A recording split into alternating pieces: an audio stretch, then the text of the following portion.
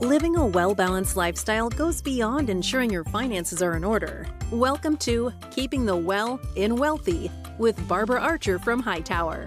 Barbara speaks with wellness industry leaders and related professionals to share more than financial planning advice. She addresses your questions about living a healthy lifestyle at any age. Learn how to gracefully maneuver life's challenges with support and resources to guide you along the way. Barbara and the team at Hightower help you make a plan, make an investment, and make a difference in your own wealth and well-being, and in your families, and within your community. Thank you for listening to Keeping the Well in Wealthy with Barbara Archer, sponsored by Hightower. Now, on to the show. Hello and welcome to Keeping the Well in Wealthy with your host, Barbara Archer from Hightower. Barbara, it is so good to be back with you again. How are you? I am terrific, and it's so good to be speaking with you once again, Eric. Yeah, I'm excited. You've got another guest on the show. And so every time you bring a guest on, you have such a great conversation. I learn a ton. I know the audience has been really absorbing these podcasts. You're doing great with these things. So, Eric, thank you. And it is terrific to be back on the air with you today. And I have some questions for you before we get started. All right, I'm ready. Okay, Eric, have you heard stories of the frailty of age and the risk of breaking bones? I have, yes. You have. And you know this hits home for me, right? Because we talked about my mother, 94, who broke her hip and passed away 2 weeks later. Yeah. So I have to tell you, we had a beautiful memorial service, by the way, last week. So it was nice. Lovely. So glad. Oh, thank you. But I learned that osteoporosis contributes to 2 million broken bones and wow. $19 billion in related costs each year. Did you know that? I had no clue. And you said billion with a B. Billion with a B. I had Jeez. No clue. I am amazed. And it's anticipated that by 2025, this will rise to 3 million fractures and 25 billion in costs annually. That's because a lot of us are getting older. I know it's hard to believe, but it's true. I'm feeling it these days. Yes, I agree. Well, I believe knowledge is power. So how do we identify if we have a risk of bone loss or osteoporosis? And if so, what can we do about it? And today we're going to learn more from my guest, Claire Gill. Well, I'm looking forward to it. I'm not of the quote unquote age yet, but maybe Claire can clarify at what age we need to be thinking about this, because honestly, my parents always told me, as long as you drink a lot of milk, you'll be fine. I don't think that's true anymore. Yeah, we're going to learn a lot more about that today. All right. Well, I'm looking forward to it. All right, thanks. Well, Claire is CEO of the Bone Health and Osteoporosis Foundation and has been with the organization since January of 2013. This follows a 20-plus year public relations career serving national nonprofit organizations and Fortune 500 clients. Established in 1984 as the National Osteoporosis Foundation, Claire led the rebranding. Now, BHOF is the nation's leading health organization dedicated to preventing osteoporosis and broken bones, promoting strong bones for life, and reducing human suffering through programs of public and clinician awareness, education, advocacy, and research. Now, during her tenure at BHOF, Claire has developed numerous educational programs and campaigns for healthcare providers and the general public. She created Healthy Bones, Build Them for Life, Patient Registry. This is a first for the osteoporosis industry. She also helped to launch the National Bone Health Policy Institute and created the Coalition to Strengthening Bone Health, now consisting of over 20 of the leading aging, care partner, and bone health patient organizations. Now, not that she didn't have enough to do or enough on her plate, but being a tough, strong, busy woman, in 2019, Claire founded and launched the National Menopause Foundation to be a trusted and relatable source to raise awareness and understanding of menopause through education, activism, and community building. And later in the show, we will learn why this is important to bone health as well. So Claire, welcome. You've been with the foundation for about a decade now. So tell us about your story and why you are so passionate about bone health. Thank you so much for having me on, Barbara. I really appreciate it. And I love to talk about the importance of bone health any chance I get. So thank you for letting me do that. So yeah, my story is similar to yours in that my mom broke her hip at the age of 81. And when my sister and brother and I were looking around for information about what to do, we actually found what was then the National Osteoporosis Foundation and a statistic that said that 25% of people who have a hip fracture die in the year after that hip fracture. Gosh. Oh my and gosh. It shocked us so much. And we thought, this can't be the way our mom goes. You know, she was so active and with it and very engaged in our family and with her grandchildren. Fortunately, she lived to the age of 90. So the hip fracture did not kill her, but it did put her in the category of people who, for the rest of their lives, had to use an assisted device, an ambulatory device. My mom used a cane and a walker after that. And it was just coincidence, honestly, that a couple of years after my mom broke her hip, I was working on a program that directed me to the National Osteoporosis Foundation. And I ended up meeting with them and started working with them in 2013. Serendipity, huh? Telling you, right? It really is amazing how some things come together. And so since then, I've stayed with the organization for 10 years because I really am passionate about helping people understand how important our bone health is and what an impact it can have on our lives, particularly as we age. And as we all want to age healthfully and actively, we really do need to know more about our bones. Well, since osteoporosis is in the name of the foundation, what exactly is osteoporosis? Good question. It's a big word. It actually just means porous bones.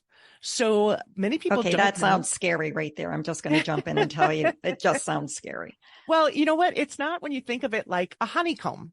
Okay. So the interior of our bones looks sort of like a honeycomb. And when there's a lot of honey in there and the connectivity and the stickiness and the weave that we used to seeing in a honeycomb, that's what normal bone looks like. And when osteoporosis is involved, the honeycomb starts to separate. There's a lot more gaps, a lot bigger holes in your honeycomb. Okay. And so our bones are living tissue. They remodel themselves throughout our lives. Building up, breaking down, building up again. And so this remodeling process can slow as we age. It still shouldn't mean that we fracture, but it can mean that we slow as we age in remodeling. And then with people who have osteoporosis, that rate of remodeling is off kilter. So there's a lot greater loss than there is building up. And that's why we have to intervene. What's the difference between osteopenia and osteoporosis? So if I go in and my doctor tells me I'm in the range of osteopenia. It's sort of like being pre-diabetic and diabetic, right? If people are familiar with that. So still not good. Still not good. So it's still not good, but it just means you are, have some of the symptoms and the characteristics of being osteoporotic. And so you definitely need to be mindful of your diet and your exercise habits, your lifestyle habits, to make sure that you maintain the bone density that you have. You don't want it to continue to be depleted. I'm sorry to jump in here, but you mentioned diet and exercise. So what are all the things, or at least a majority of things, that can cause osteoporosis? Is it hereditary? Is it from medications? Help me understand what we should all be aware of to avoid osteoporosis. So let's start at the beginning. We build all of the bone we're going to have for the rest of our lives by the time we reach our mid-20s. So we call that reaching peak bone mass. And that's your body developing the strongest, densest bone it can possibly have, given your body frame, your gender, right? Women tend to have a smaller bone density than men, just for the size of the frames of our body. And then also lifestyle activities. We have to have enough calcium and vitamin D in our body to create and produce more bone. And we have to get weight-bearing exercise, which means activities and exercise that are on your feet and that create impact. Running, walking, jumping rope as a child, all of those things create impact, and that helps to build bone. Now you're going to make me wish I'd done more jump roping. I'm just sitting here. It's a little late. It's true. And a lot like Eric said, we thought, well, if we just drink a lot of milk, we'll be fine. And it's true. Our generation and many previous generations did grow up drinking milk. The crisis we have and will continue to have is that most generations now do not consume dairy the way we did. And if they're not getting other forms of calcium and vitamin D, then they will be deficient, which means they already have too few bone deposits in their bone bank. And as they start to withdraw, as life goes on and we withdraw from that bank, then you're going to end up with less bone density. And so that is going to be a crisis for people. It already is amongst generations that are currently the boomers and Gen X, but it's going to continue to be that way unless we do more to raise awareness about how important our bone health really is.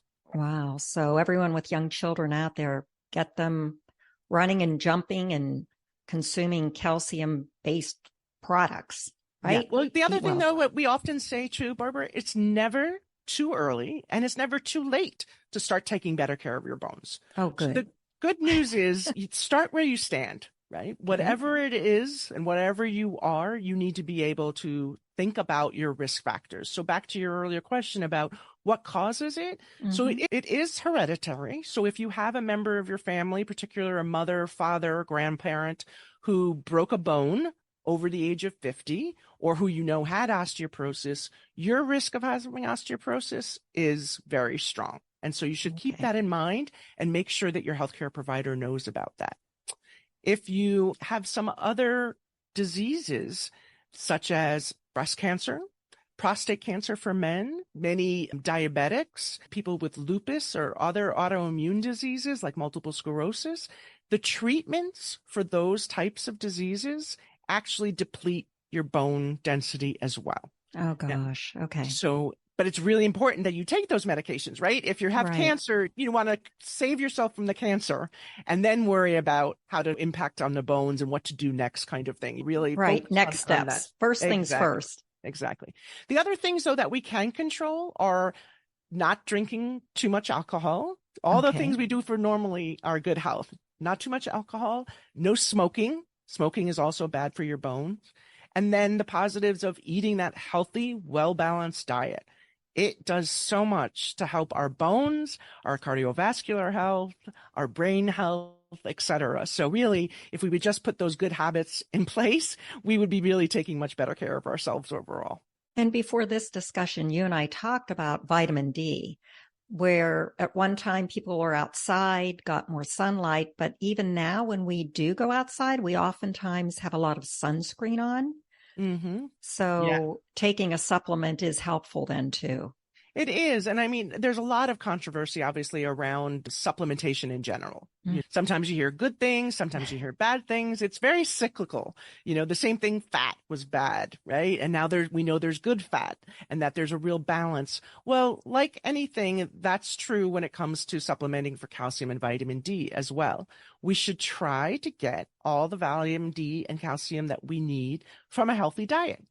It's much easier with calcium because there's so many things these days that have calcium added to them. You can get soy milk that has calcium if you're lactose intolerant, or other beverages, even all the nut milks are Yeah, fortified now. That's right. And our orange juice is fortified with calcium and vitamin D. So there's many ways that we can get it. And what we need to do is track how much calcium we're getting every day, and then only supplement for any shortfall in the diet. But so if we Sorry, go ahead. No, I just wondered if you do supplement with calcium, there's all different kinds of calcium supplements.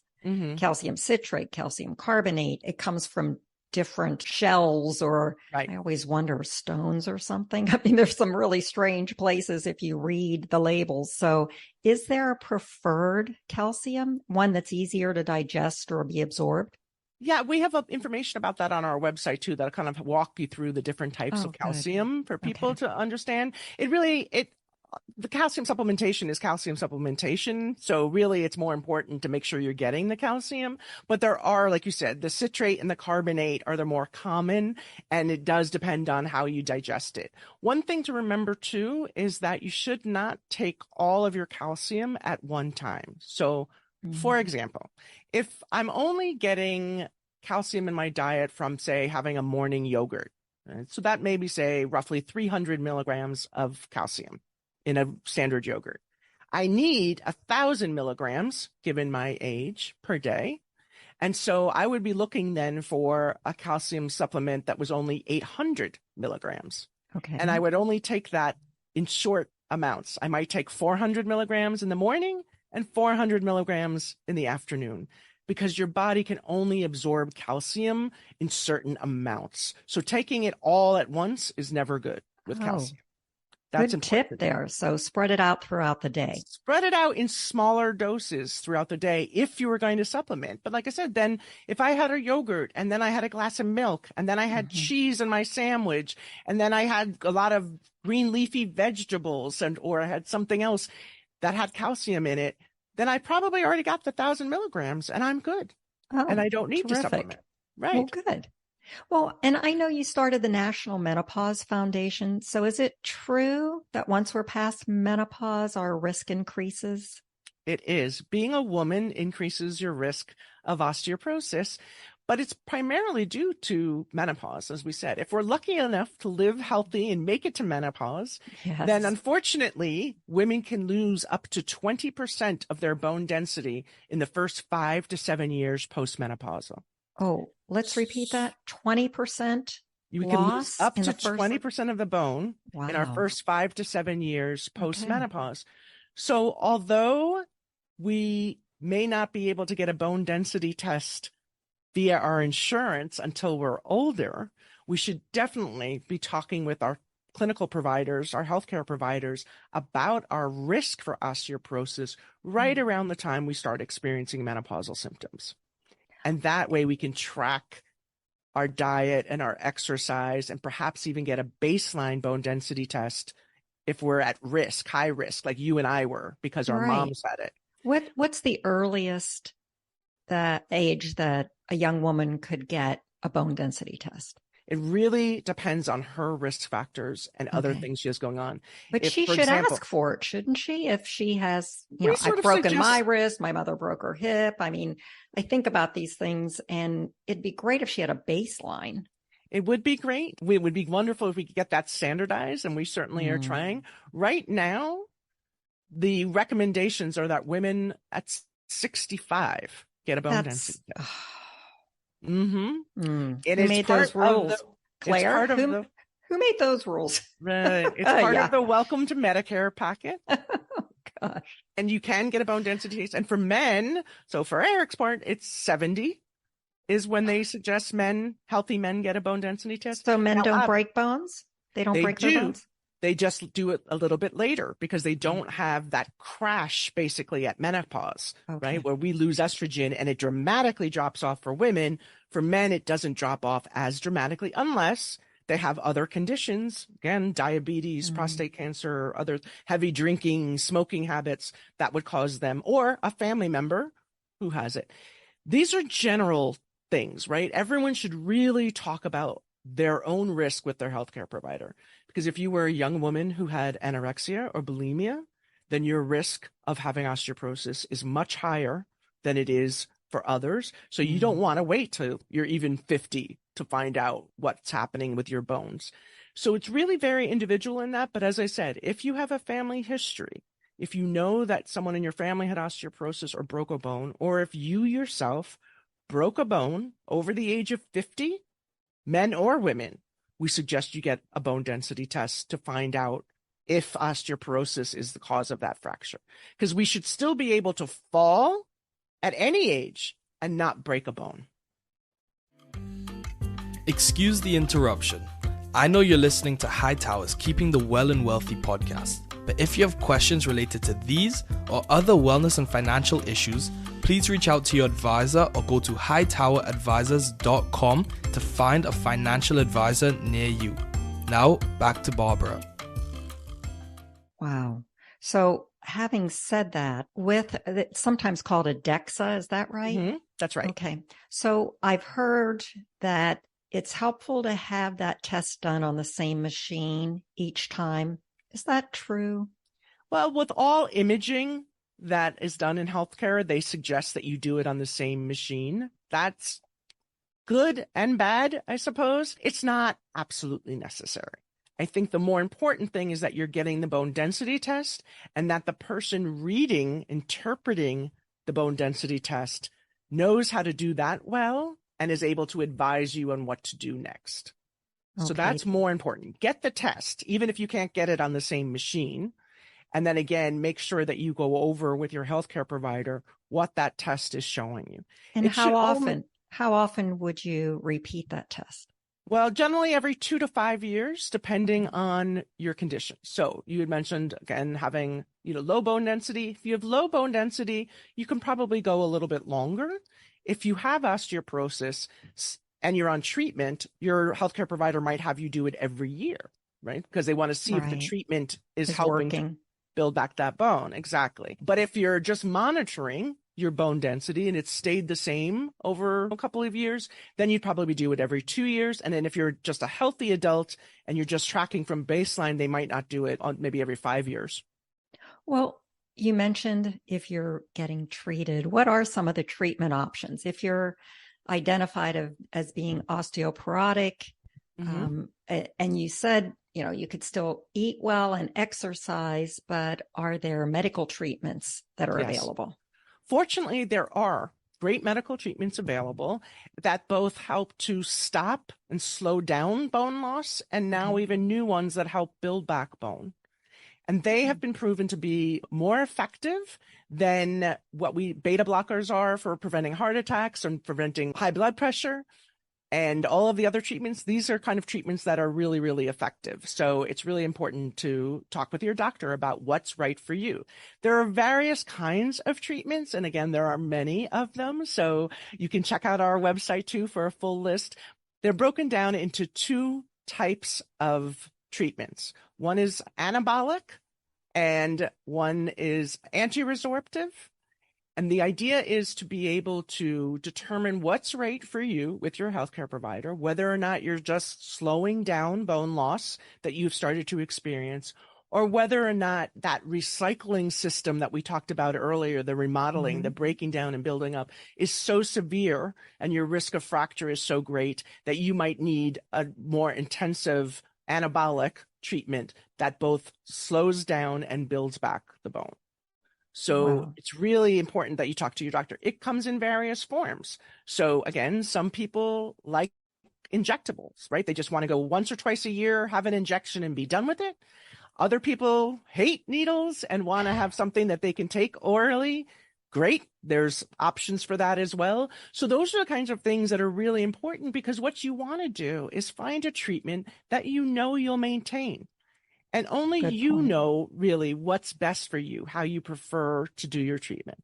I think one important note is, as crucial as diet and exercise are to building and maintaining bone, unfortunately, they alone cannot prevent osteoporosis and they can't cure it. It is a chronic disease. So it will continue, and you really do need to kind of continue to monitor and determine when is right for you to begin treatment. Some people stabilize their bone with exercise and diet, and that's great.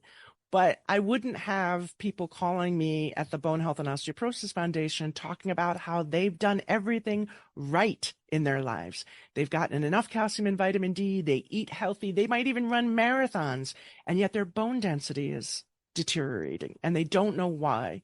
And that's when we talk about those uncontrollable risk factors. Sure. You have a family history, you have a smaller frame, all of those things that impact whether or not our bone density decreases as we age. So it really is important to do both, because the treatments, the treatments work more effectively when you're getting enough calcium, vitamin D, and exercise.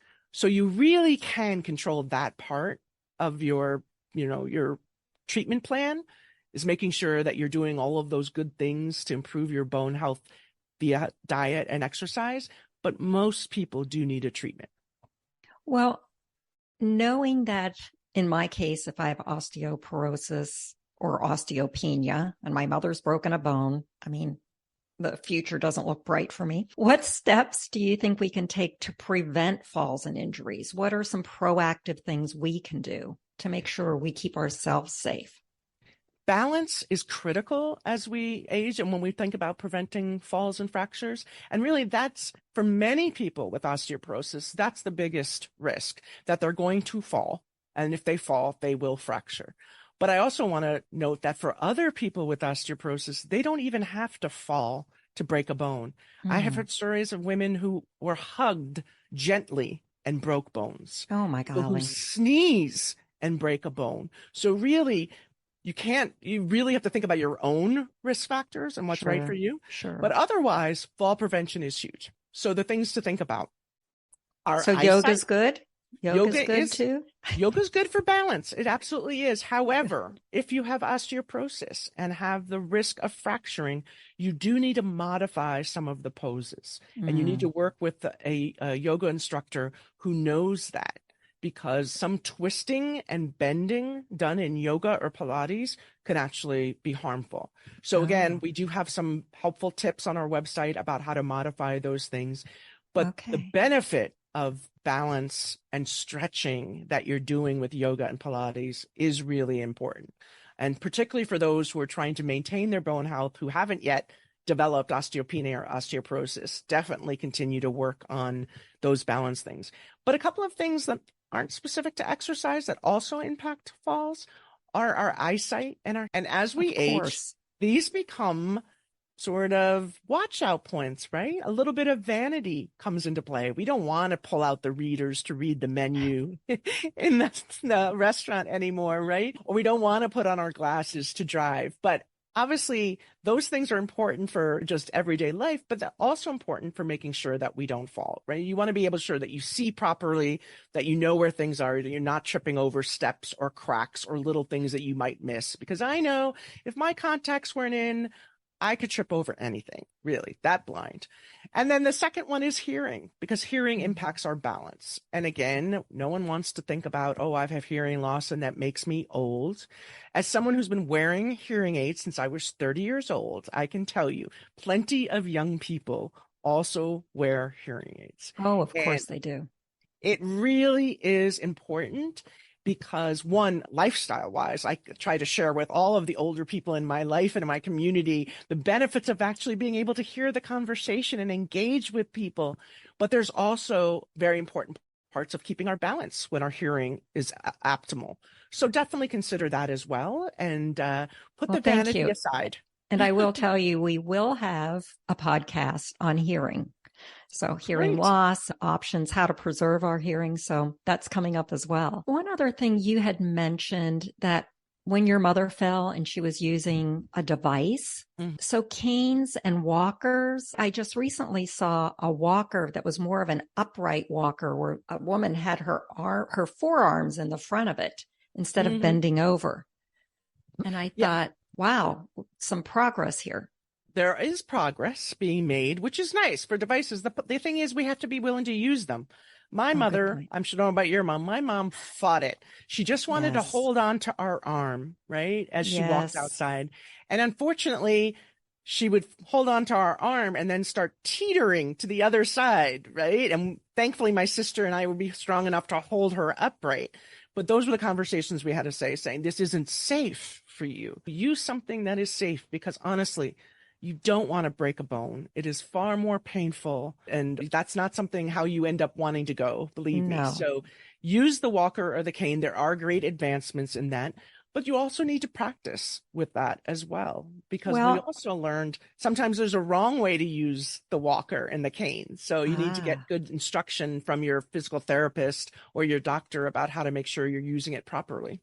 Well, that's very helpful. I can remember doing an audit of my mother's living arrangements, and that's from when she was in the house to an apartment to an assisted living facility. And that was pulling up. She loved rugs. Yes. Those had to go. So that was right. always difficult, removing rugs and also long bedspreads that she could get tangled up in the morning. That's so true. Bedspreads, again, you're absolutely right. Look for throw rugs. Not great. They need to be tacked down. Good lighting. Right? Oh, lighting. Again, make sure that they have really good lighting. Adding bars in the bathroom for getting in and out of the tub or the shower, or even on and off the toilet. Those are things that we don't really think about when you looking at an audit of your home to make sure there's things that won't make you slip and fall. My mom slipped over a cord that was connected to a computer and that she just didn't see. So again, those things that we step over back and forth and don't think about, but as we age, that is something that we need to think about.